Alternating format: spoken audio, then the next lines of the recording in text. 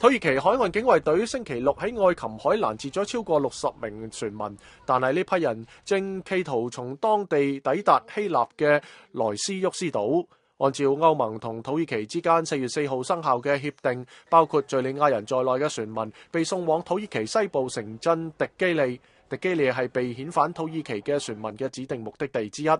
大約300名反移民抗議者星期六喺迪基利示威，反對為被拒絕尋求庇護者喺佢哋嘅城鎮設立登記處同難民營。土耳其上個月同歐盟達成協議，壓制自從2戰以嚟史無前例嘅湧入歐洲嘅難民潮。按照呢一項計劃，從土耳其非法抵達希臘嘅人，除非佢哋尋求庇護嘅申請獲得批准，否則將會被遣返。